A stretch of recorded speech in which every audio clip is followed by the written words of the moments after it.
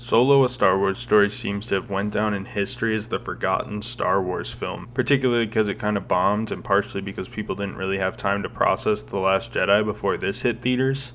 I don't see a lot of discourse on this one, and most people pretty much just dismiss this as another bad Disney Star Wars film, but honestly I like this film.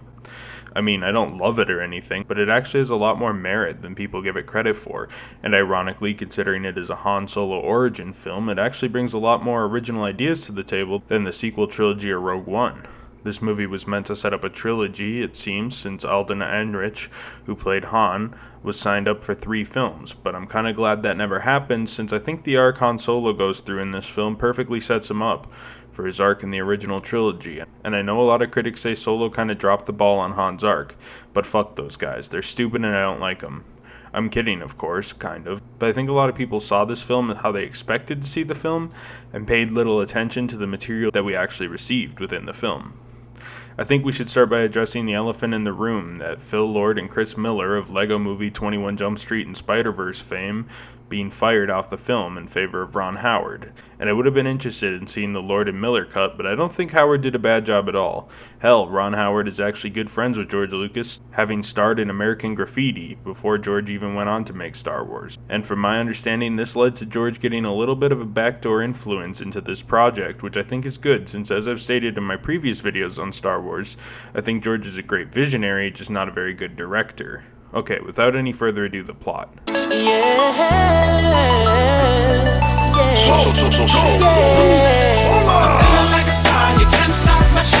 Okay, so Han Solo lives on Corellia with his girlfriend Kira, and they're trying to escape, so they flee in a speeder Han stole.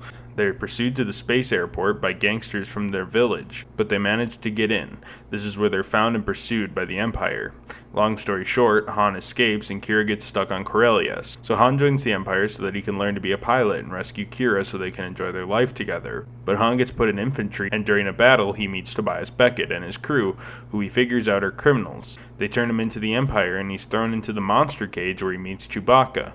They then both escape and join Beckett on a heist. The heist goes wrong and Beckett's crew dies. To make matters worse, the coaxium fuel they're trying to steal blows up due to an attack from space pirates. So they meet with the Crimson Dawn, who as it turns out, Kira is now a member of, and their leader, Drayden Voss, and he promises to give them another chance if they steal a shipment of coaxium, and he sends Kira with them. Anyways, they need a ship, so they meet up with Lando and hire him as a pilot since he owns the Millennium Falcon. They end up on the spice mines of Kessel, where they steal raw coaxium, but they're pursued by the Empire, so they have to break course and end up almost eaten by a hentai monster. Anyhow, they do the Kessel run in 12 parsecs, and they end up on a planet where they're going to meet Voss, and where the coaxium can be stabilized. They then meet up with the space pirates from earlier, who are rebels, and they're like, well, maybe Crimson Dawn is bad, so they promise to give them the fuel, but Han wants his money, so they meet up with Voss and try to trick him, but it turns out Beckett double-crossed them and told Voss. But they kill Voss, and Han kills Beckett, and learns not to trust people when Kira steals Voss's space yacht. On the yacht, Kira meets her new master, Darth Maul, in a bizarre scene where he pulls out his lightsaber to scare her, even though he's just a hologram. Anyways, Han goes to win the Millennium Falcon from Lando in a space poker game, and he does, and him and Chewie fly off onto their new adventures, the end.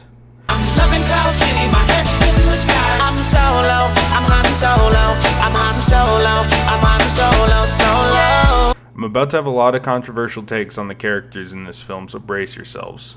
Alden Ehrenreich is a good Han Solo and a pretty good choice for a younger, less jaded version of the character. I know a lot of you probably strongly disagree, but let me explain. He plays Han in this film as a less cocky, more inexperienced and naive version of Harrison, and does a good job making it his own.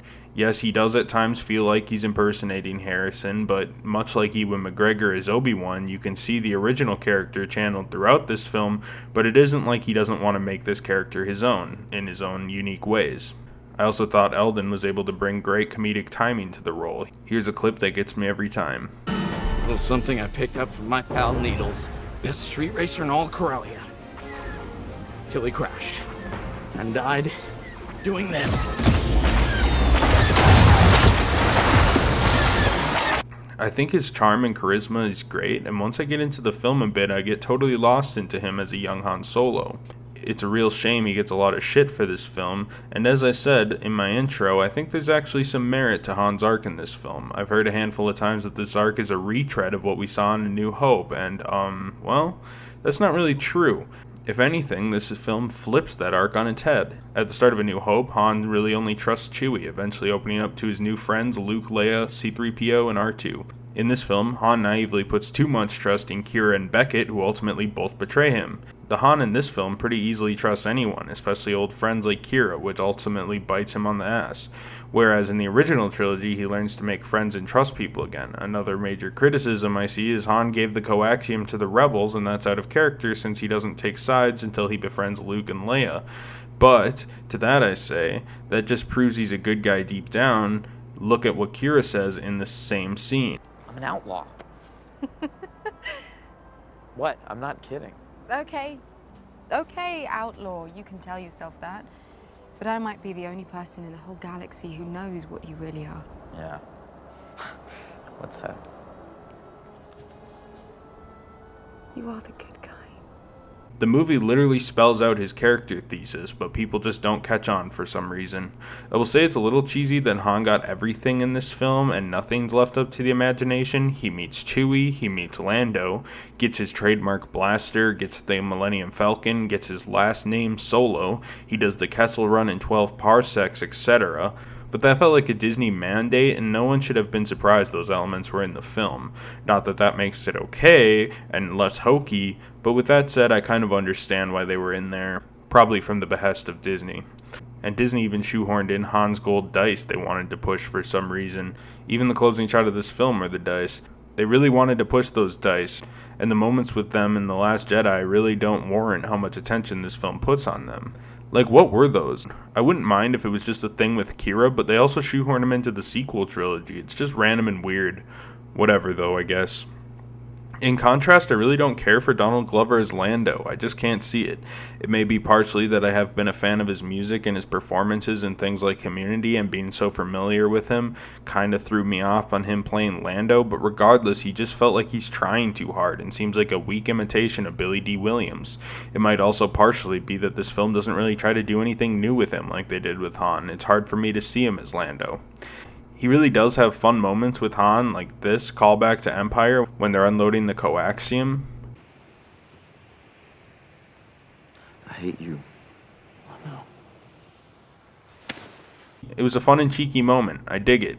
Anyways, Lando is the Lando we know. He's a sleazy jackass just looking out for himself. The only real thing they add to him is that he has sex with a feminist robot, but I'll come back to her later. Kira is Han's new love interest, and come on, did it really need to be yet another white brunette woman? I mean, Disney introduced 3 of them, Rey, Jyn, and Kira, but we also have Padme and Leia. At least Padme and Leia are related. Disney's 3 characters are not. They're just white brunette women, because apparently that's all the people in this galaxy are white brunette women. And look, I don't really care about forcing diversity or whatever the basement dwellers will accuse me of, but Star Wars is a big universe. Make Kira black, Asian, native, Latino, blonde, or make her a sexy alien woman. I don't really care. It's just annoying and confusing that it's always the same looking brunette woman, and it's kind of just odd. I took my ex-girlfriend to see Rise of Skywalker with me, and she said she was confused the whole time because she thought Rey blew up in the explosion at the end of one of the movies, to which I had to awkwardly explain that while they look and act the same, they aren't. I could easily see people confusing Kira for Rey or Jyn because they all look the fucking same. Anyway, rant over. I don't actually hate Kira or her arc, and wouldn't mind seeing her back in one way or another. I like how she essentially had the same arc as Han, but ultimately took different paths, where she feels trapped by her mistakes and Han runs from his. It's interesting, and Alden and Emilia Clarke have a great chemistry. She's certainly more fleshed out than Jyn Erso, and Jyn was the main character of Rogue One for some reason, but we'll come back to that next week. L337 was a pretty cringe character, I'm not gonna lie. I think the droid rebellion thing she was starting was kind of a commentary on rising up and equal rights or whatever, but given the fact that she also is played for laughs had me kind of confused. I did think when L3 ultimately started her rebellion, it led to a pretty fun fight scene in the mine, which was a satisfying watch. The thing where she implies her and Lando could have sex also gave disturbing chills, not because it was funny, but because it was fucking cringe. Maybe. But no. We're just not compatible. How would that work? It works. How would that work? It works. I honestly really hate this character, but given the limited screen time she has, it doesn't impact the film too much for me. Woody Harrelson as Tobias Beckett is a pretty clear symbolism for where Han would be had he not had the arc in the original series. He's a lot of fun, but is certainly a character that won't make friends and could double-cross the other characters at any time. I like that Han ultimately kills him to save himself, because I think that's a pretty important moment in Han's arc. Also, earlier in the film, when Rio says, It's no good to die alone, kid. I was right. since Beckett couldn't learn to trust Han and double-crossed him to save himself, he ultimately did die alone, where Han would go on to make real friends. In an alternate sequel trilogy, this would have played into his arc, and Han would have still been close with Luke and Leia when he died. Ultimately, I guess they were both sad and died alone. Drayden Voss is a decent enough villain for the film. He feels a little throwaway, but he's menacing. The first time we see him is murdering a senator, and I think that feels like a true sleazy gangster to me. Paul Bettany did a pretty good job with the character. I also kind of dug his laser daggers, as they were kind of neat. That said, I think the main conflicts are more with the moral ambiguity of this film and Kira, Han, and Beckett's parallel arcs, rather than Drayden Voss's villain plot, which seems to come pretty secondary.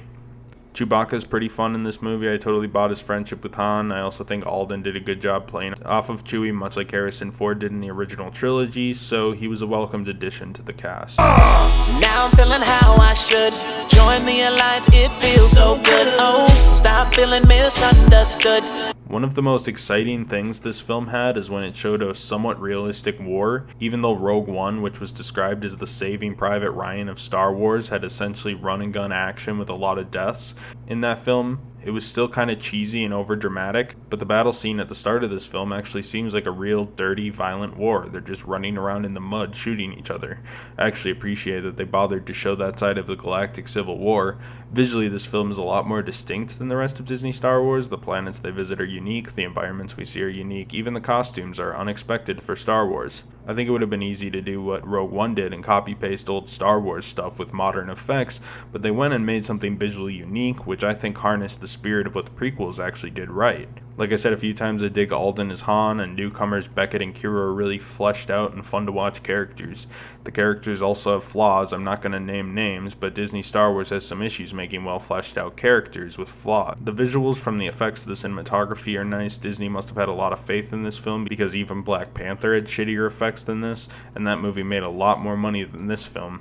And this movie is a lot of fun for the most part, with good action, good rapport between actors, and an exciting adventure plot. I'm so happy that it's over now. The pain is gone. I'm putting on my With that said, however, I will admit that there are some boring moments in here and the film feels a bit padded out. Also, I like the added tension of feeling like anyone could die at any moment, but they may have killed Rio, Val, and L3 a little quickly to fully develop them, but given the amount of characters, I don't really mind. So the main plot is between Han, Kira, and Beckett anyways. The pirates being the start of the rebels is a little lame. I kind of wouldn't mind more development with them. Perhaps Han could have raced them to Kessel to get the coaxium, then had them chase them through the Kessel Run rather than the Empire just kind of showing up out of nowhere. That would have also made the fact that they aren't truly evil more of a twist. And finally, Darth Maul. Why the hell was he in this film? I get they were establishing him for the sequels to this film, but since that is yet to surface, it's kind of just like, oh, okay, there's Darth Maul, I guess.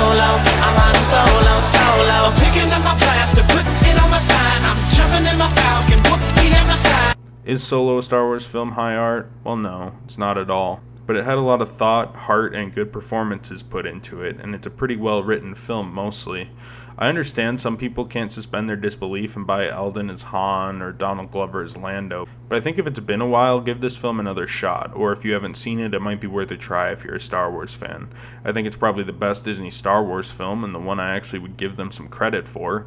Anyways, that was that, I guess. Rogue One will be next week. I already reviewed it before and it's in this playlist, but it's been a few years and I kind of think that video is ass, so I'm just going to do it again. And if you're confused what order I'm doing these in, I'm going hard chronological. Why, you may ask? I don't really know. I just felt like doing it that way, so whatever. See y'all next time. I'm so happy the carbonite is gone. I'm moving on.